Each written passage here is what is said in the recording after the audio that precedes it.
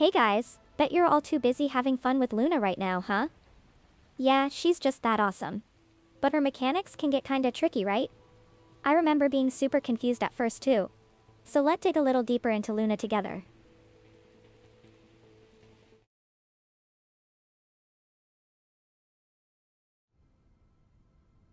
As of September 8th, there's actually a bug with Luna. If you check the top leaderboard players, you'll notice they're running skill expansion. And if you've played Luna before, you might have thought, wait, why would she even need that? I wondered the same thing.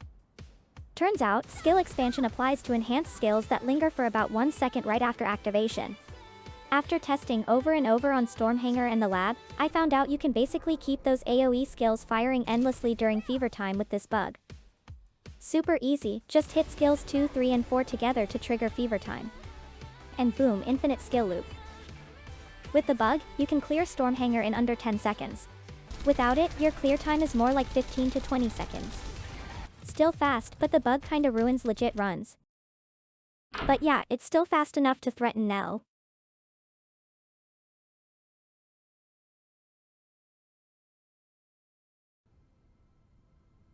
Even when her weapon shifts into her unique weapon skills, 30% of your equipped gun's damage still carries over. That's why most people go with a sniper rifle.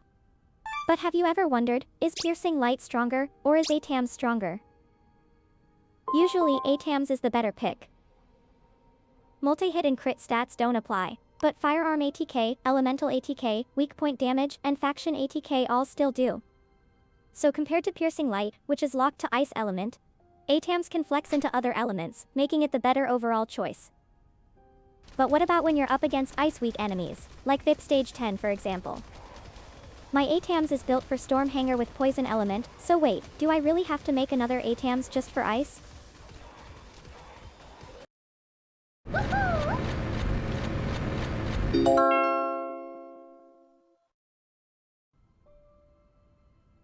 Well, I did it anyway. Time to test it against a level 100 Legion of Darkness.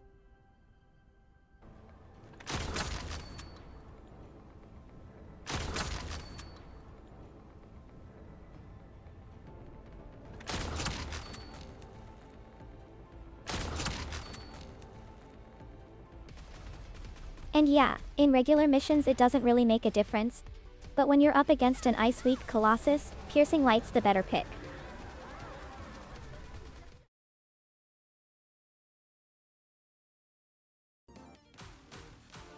If you've played Luna with Noise Surge before, you might think you need to rotate skills 2, 3 and 4 repeatedly. But actually, you only need to press each once. The buffs stay active even if you switch to other skills. Just remember, when you trigger fever time, it should always be with skill 3. That's the one that gives the bonus damage.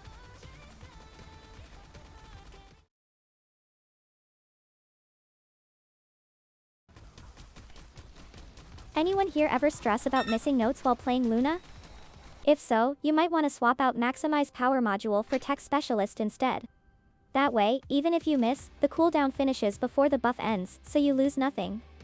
Plus, did you notice? The cooldown lines up perfectly with Truth buff stacks. So without Maximize Power, it actually feels easier to play.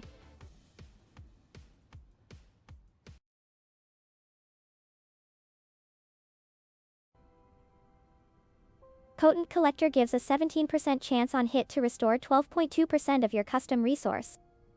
Sounds perfect for Luna, right? But hold up. Luna Gauge has 8 slots, which means each slot is worth 12.5%. So I thought maybe it wouldn't even work properly. Check it out, it works perfectly. You can actually see 2 slots filling at the same time sometimes. So yeah, it's solid.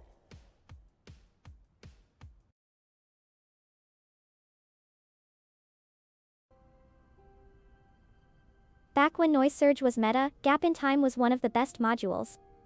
So you might be wondering, should I still use Gap in Time with Luna? Unfortunately, no. It only works for about 1 second of AoE damage when you enter fever time.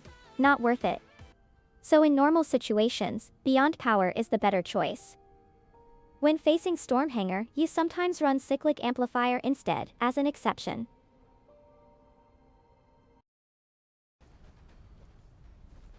And that's everything I know about Luna. If you've got any tips of your own, you've got to share them with me, deal?